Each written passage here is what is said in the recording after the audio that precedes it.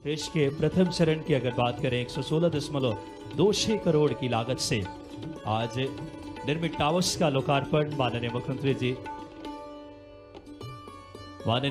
जी का इस समय कार्यक्रम स्थल पे शुभ आगमन हो चुका है। एक बार करतल ध्वनि से दोनों हाथ उठाकर हम सब अभिनंदन करें। बड़ी ही गौरव के क्षण, मध्य प्रदेश के यशस्वी, ऊर्जावान, दूरगामी सोच, नवाचार और दूरदर्शी नेतृत्व के धनी माननीय मुख्यमंत्री डॉक्टर मोहन यादव जी का शुभ आगमन। आदरणीय डॉक्टर मोहन यादव जी इस समय जिन आवासों के लोकार्पण समारोह में यहाँ उपस्थित हैं, उनमें एक जी टाइप उस आवास का मुख्यमंत्री महोदय ने इन आवासों का पूर्व में निरीक्षण किया हुआ है और वे आप सभी के बीच में जोरदार तालियों के साथ हम अपने प्रदेश के मुखिया महोदय का हार्दिक स्वागत करें। और अब मैं मंच पर उपस्थित समस्त अतिथियों के साथ ही आदरणीय मुख्यमंत्री महोदय से विनम्र आग्रह करूंगा कि वे दीप प्रज्वलन कर आज के इस कार्यक्रम का प्रथम चरण आरंभ करें। माननीय डॉक्टर मोहन यादव जी दीप प्रज्वलन कर इस लोकार्पण कार्यक्रम का प्रथम मंगल चरण आरंभ करें, दीप ज्योति जलाकर।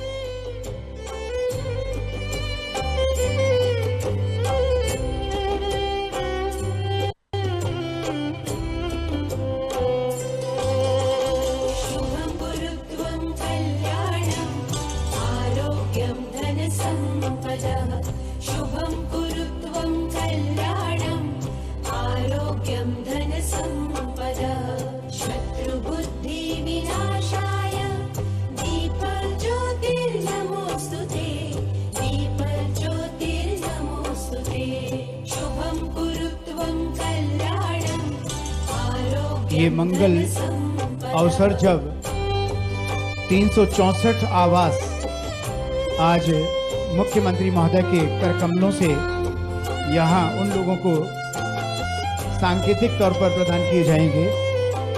अब हम अतिथियों के स्वागत के क्रम से जुड़ने जा रहे हैं। मैं विनम्र आग्रह करूंगा दक्षिण पश्चिम विधानसभा क्षेत्र के विधायक श्री भगवान दास जी सबनानी, डॉक्टर मोहन यादव जी मुख्यमंत्री महोदय का स्वागत करें। इसी क्रम में हमारे बीच में यहाँ उपस्थित हो चुकी हैं नगरीय विकास एवं आवास विभाग की राज्य मंत्री श्रीमती प्रतिमा बागरी जी। जोरदार तालियों के साथ स्वागत के इस क्रम को स्वीकार करें।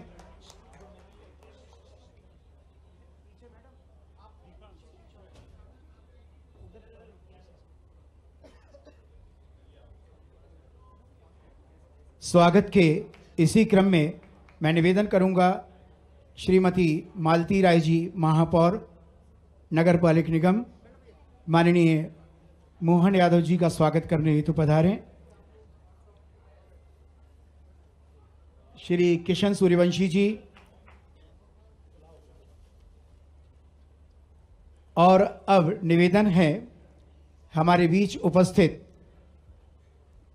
राज्य मंत्री नगरीय विकास एवं आवास विभाग श्रीमती प्रतिमा बागरी जी के स्वागत के लिए एसीएस श्री संजय शुक्ला जी से विनम्र आग्रह कि वे स्वागत के इस क्रम को संपन्न करने हेतु मंच पर पधारें। आदरणीय संजय शुक्ला जी।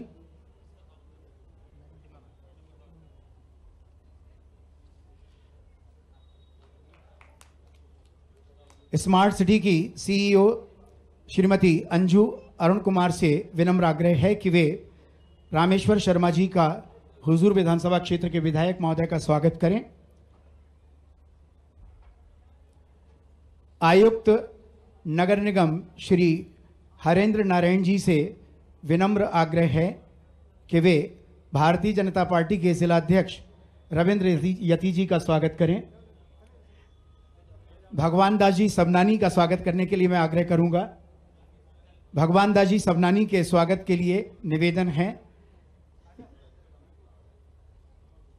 श्री एसडीएम आदित्य जैन कृपया पधारें। भगवान दास जी सबनानी जी का स्वागत करें। विधायक महोदय तथा महामंत्री मध्य प्रदेश भारतीय जनता पार्टी श्री भगवान दास जी सबनानी, मालती राय जी के स्वागत के लिए विनम्र आग्रह है। एसडीएम एल के खरे जी,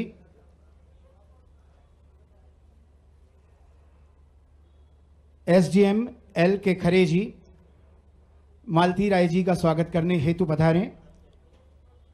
रितेश शर्मा जी एई स्मार्ट सिटी कृपया पधारें और नगर पालिक निगम के अध्यक्ष सभापति किशन सूर्यवंशी जी का स्वागत करें। रविंद्र यति जी के स्वागत यहां पर उनका हो चुका है और अब निवेदन है पार्षद वार्ड 32 और जोन अध्यक्ष 21 आरती अनेजा जी के स्वागत के लिए ईई स्मार्ट सिटी संजय गुप्ता जी कृपया पधारें।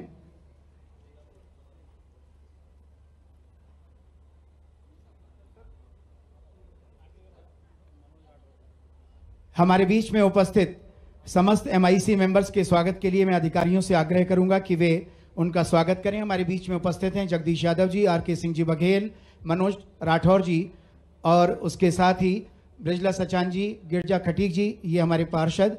इन सभी के स्वागत के लिए अधिकारियों से आग्रह है कि उनके स्थान पर जाकर उनका स्वागत करें और स्वागत के इस क्रम को यहीं पर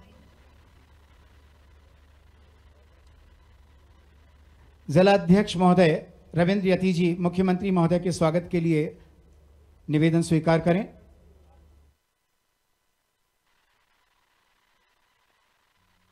जी, माननीय विधायक,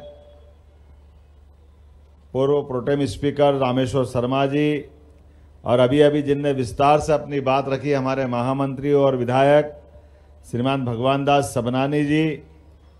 ताली बजाओ तो दिल से बजाओ, जरा अच्छा लगना चाहिए कि हाँ कुछ ताली वाली बज रही। मंच पर ही मौजूद जिनकी एजेंसी के रूप में पूरा काम अपना आकार साकार रूप से बना है, श्रीमती मालती राय जी, श्री किशन सूर्यवंशी जी, माननीय महापौर और सभापति, हमारे एसीएस संजय शुक्ला जी, एमआईसी के मेंबर और भाजपा के अध्यक्ष श्रीमान रविंद्र यति जी, जगदीश यादव जी, मनोज राठौड़ जी, एमआईसी के सभी मेंबर हैं, आरके सिंह बघेल जी, गिरिजा खटीक जी, ब्रजला सचान जी, पूरा मंच और आप सब, कल रंग पंचमी का त्योहार है, आप सबको यहीं से बधाई दे रहा हूं।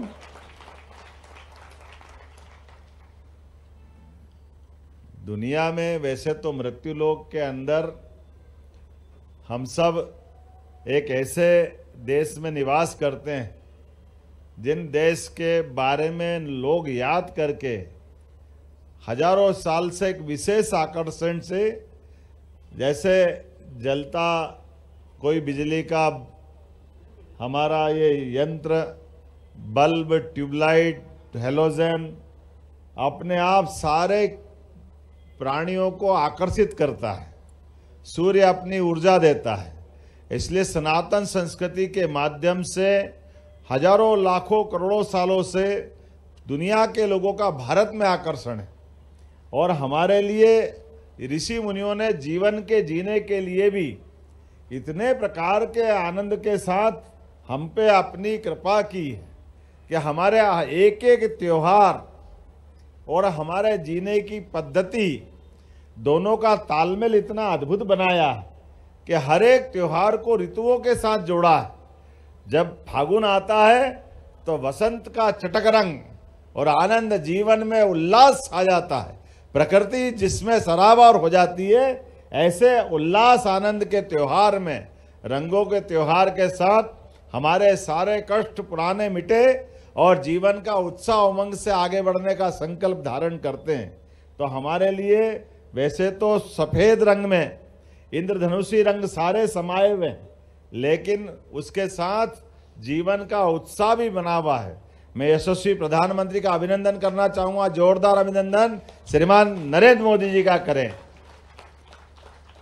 जिनके माध्यम से, स्मार्ट सिटी के माध्यम से हमारे लिए पूरे देश में पहले चरण में 20 सिटी, बाद में और 4 जोड़ी, तो 7 सिटी को पूरे देश में मध्य प्रदेश के अंदर विशेष अनुदान दिया। और यहाँ अनुदान दे करके जब यहाँ दीवारों के लिए केवल ये बना बनाया एक अपना भौगोलिक रूप से हमारे लिए वो अपना एक स्ट्रक्चर हो सकता है, लेकिन सच्चे अर्थों में इस भवन के अंदर हमारे निवास के बाद जो आत्मा बसेगी उसका आनंद ही अलग है। और मुझे इस बात की प्रसन्नता है, हम देश के दुनिया के सबसे बड़े लोकतांत्रिक देश के अंदर एक ऐसे व्यक्ति के राज में हमारा गणतंत्र मुस्कुरा रहा है, जिनके माध्यम से लगभग 145 करोड़ से ज्यादा देशवासियों के सबके अपने मकान हैं, लेकिन इस देश के अंदर सबसे बड़े पद पे बैठ रहे व्यक्ति का अपना खुद का आशियाना नहीं है। हमें इस बात का गर्व जो दूसरे के लिए जी रहा है, उसका नाम नरेंद्र मोदी। जिसने कल्पना कैसी की है, कोई कल्पना कर सकता है कि गरीब से गरीब आदमी, शहरी हो या ग्रामीण हो, सबको अपना मकान मिले। तो ग्रामीण क्षेत्र में चूंकि बाकी चीजें सस्ती हो जाती, जमीन की अपने ढंग से उपलब्धता हो जाती, तो 1.5 लाख रुपया उसके लिए, और जो हमारे अपने शहरी क्षेत्र के अंदर 2.5 लाख के मकान उनको दिलवाएं। उससे आगे बढ़ो तो अलग अलग अपने अपने स्केल में, जैसे अभी इस बार 8 लाख तक का इनकम टैक्स के दायरे में अब 8 से 12 कर दिया, 12 लाख तक का छूट देने का प्रयास किया है। और इनको भी अलग अलग प्रकार से स्वयं के आवास ले ले तो उसमें भी अलग अलग टैक्स की छूट दी है, और उसको किसी भी प्रकार से ब्याज की मदद करते हुए सबका अपना मकान बने। ऐसे में जब हमारे अपने भोपाल में भी मैं अगर संख्या देख रहा था कि अगर पुराने वो मकान यद्यपि वो फैले फैले थे, लेकिन बने कब थे? 1956 में मध्य प्रदेश बना है, उसके बाद 2-4 साल आगे पीछे बने होंगे।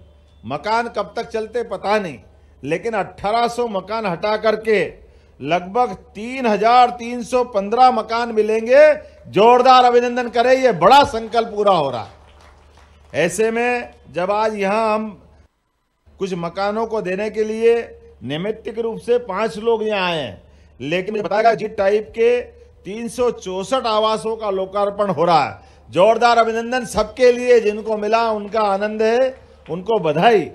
और सही अर्थ में तो मैं भी जब आ रहा था ऐसा कर रहे थे कि इतना बड़े बड़े मकान, लाख मेरा भी श्यामला हिल साहब ने बहुत अच्छा बनाया, लेकिन इतना अच्छा न्यू मार्केट के पास का इसकी लोकेशन इतनी अच्छी कि कई बार आपसे भी लगे कि वाह, मकान हो तो यहां होना चाहिए, फालतू का क्या चक्कर में पड़े।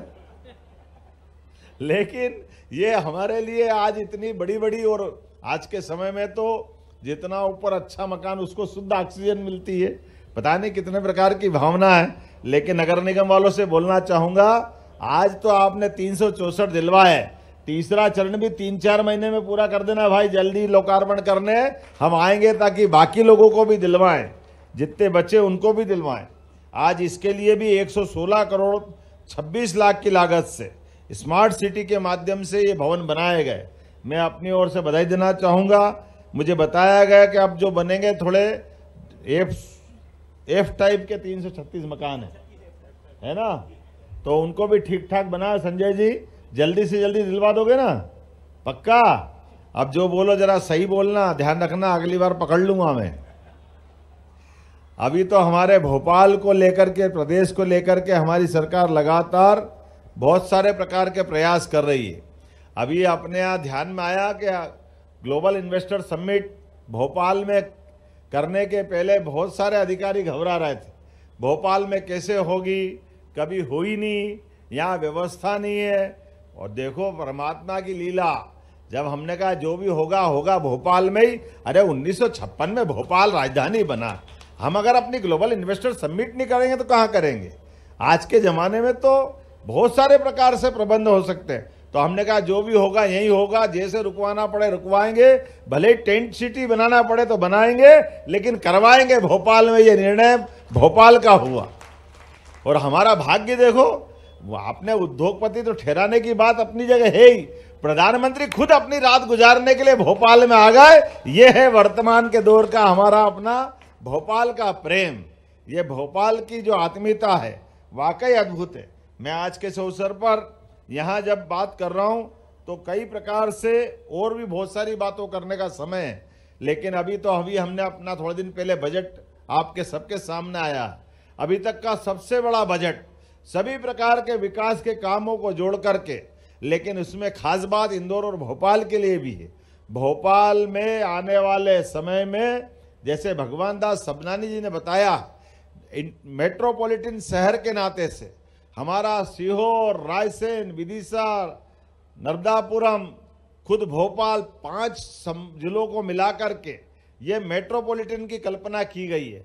भविष्य में 25 साल बाद भोपाल का जो स्वरूप बनेगा, उसके लिए आने जाने के मार्ग, सीवर लाइन, पीने के पानी की लाइन, इलेक्ट्रिक लाइन, सारी जो मूलभूत सुविधाएं, पूरा विकास करके, अभी हम देखते हैं बड़ा अटपटा लगता है। मैं रामेश्वर जी के क्षेत्र में जाता हूं, रामेश्वर जी जरा धाकड़ विधायक है, इन्होंने कहा भाई जोड़ छोड़े करना, तोड़ पाड़ दो, कोई दिक्कत नहीं है, जो कि जनता की जरूरत है और ये तो हिम्मत से होती है। लेकिन बार बार कब तक करेंगे? किसी का भी मकान टूटे, होटला टूटे, तकलीफ तो होती है, इसलिए पहले से ही प्रबंधन होना चाहिए। ये व्यवस्थाओं को पहले से जोड़ के चल रहे हैं, क्योंकि आखिरकार हमारी अपनी राजधानी है। और मुझे तो इस बात की और प्रसन्नता है, पूरे देश के अंदर सबसे स्वच्छ और सुंदर राजधानी अगर कोई है तो भोपाल है। हमें इस बात का गर्व है, मैं आपको बधाई देना चाहूंगा।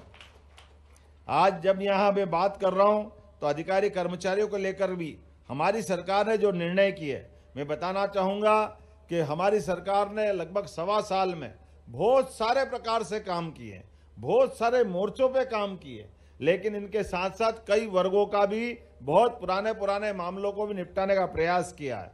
हमने कई प्रकार की भर्तियां खोली है। लगभग मान के चले, हमने संकल्प लिया है कि 5 साल के अंदर 2.5 लाख पदों पे हमारी सरकार के द्वारा विभिन्न नियुक्तियां की जाएगी और बहुत सारी विसंगतियां भी दूर कर रहे हैं। आपको ध्यान में होगा 15 मार्च 2024 को हमने 4% का महंगाई भत्ता बढ़ाने का निर्णय किया था। जब ताली वाली बजा के बताओ, नहीं तो वापस अगली बार सोचना पड़ेगा कि करना कि नहीं करना।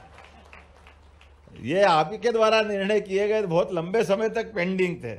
इसी प्रकार से अक्टूबर 2024 में हमने 4% महंगाई भत्ता और देने का निर्णय किया था। मुझे इस बात की प्रसन्नता है कि अब हमने इस बजट में जब सभी बातों को जोड़ा था तो हमारे अधिकारी कर्मचारियों को भी जोड़ा है। 7वें वेतनमान का गृह भाड़ा भत्ता और अन्य भत्ते पुनरीक्षित करते हुए 1 अप्रैल से सबका भुगतान करने का निर्णय हमने किया है। जब हम सबकी चिंता कर रहे हैं तो हमारे परिवार की चिंता क्यों नहीं करेंगे? ये अधिकारी कर्मचारी तो हमारे ही हैं, इनके बारे में हमने अपने निर्णय लिए हैं। और भी अभी तो ये शुरुआत है, क्रमशः अधिकारी कर्मचारियों की पदोन्नति के मसले भी अटके पड़े हैं। हमारा प्रयास रहेगा बहुत जल्दी सबकी पदोन्नति मिले, इस दिशा में भी हमारी सरकार लगी हुई है। और करने के लिए तो बहुत कुछ काम है, लेकिन पर्याप्त रूप से आज मुझे इस बात का संतोष है कि आप धीरे धीरे करके हमने सारे वर्गों को जोड़ करके सबकी बेहतरी के लिए काम की शुरुआत की। तो आज जब यहाँ इन बातों को बताते हुए और कई सारे विषय आए हैं जो मुझे ज्ञापन के रूप में मिले हैं। हमारे स्थानीय विधायक बड़े जागरूक है, भगवान दास सबनानी जी, रामेश्वर जी, हमारे बाकी लोग छोड़ते नहीं है, ये भी देना है, वो भी देना है, ये भी लेना है। हमने कहा मिलेगा भैया मिलेगा, सरकार 5 साल के लिए बनती है, धीरे धीरे सब प्रकार के लाभ दिलाएंगे, मैं मान के चलता हूँ। हाँ, और अब सरकार जो काम कर रही है वो 2047 के हिसाब से हो रही है।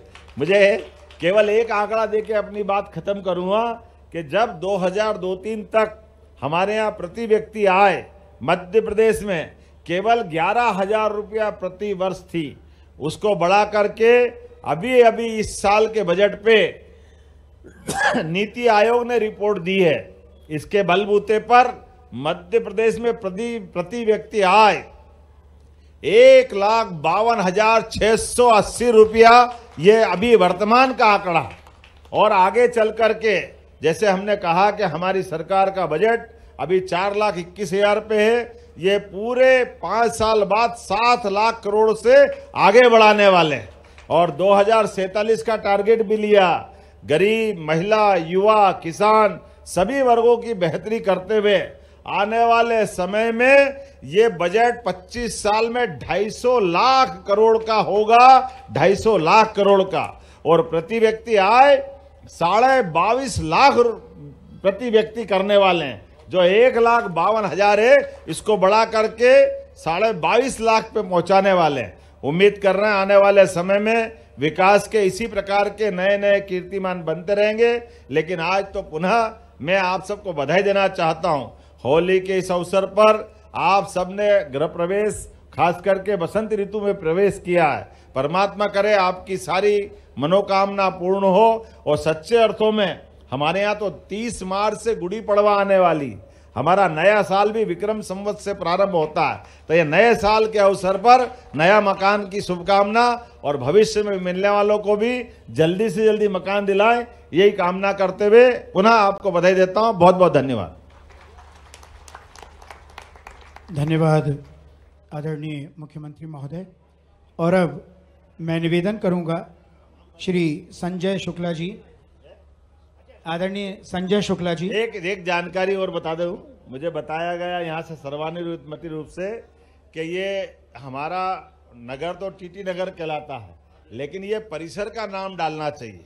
तो हमने कहा परिसर का नाम क्या देना चाहिए। हमारे देश के 2 प्रधानमंत्री, एक स्वर्गीय भारत रत्न अटल बिहारी वाजपेयी जी, दूसरे प्रधानमंत्री ये, लेकिन दोनों की विशेषता है दोनों ने पूरा जीवन राष्ट्र कार्य के लिए दे दिया। तो ऐसे में हम स्वर्गीय भारत रत्न अटल बिहारी वाजपेयी परिसर इस कैंपस का नाम घोषित करते हैं। पंडित अटल बिहारी वाजपेयी जी के नाम पर वह उनकी जन्म शताब्दी है, 100वां उनका जन्मोत्सव चल रहा है। तो मैं उम्मीद करता हूं इस परिसर का नाम अटल बिहारी वाजपेयी परिसर के नाम से जाना जाएगा। नगर निगम के माध्यम से इसका नामकरण करिएगा। उम्मीद करेंगे अटल जी की जन्म शताब्दी हमको ऐसे अद्वितीय व्यक्तित्व की सदैव स्मरण कराते रहेगी। मेरी अपनी ओर से पुनः बधाई। मैं निवेदन करूंगा एसीएस श्री संजय शुक्ला जी, श्री हरेंद्र नारायण जी आयुक्त नगर निगम, Shrimati Anju Arun Kumar CEO smart city, आप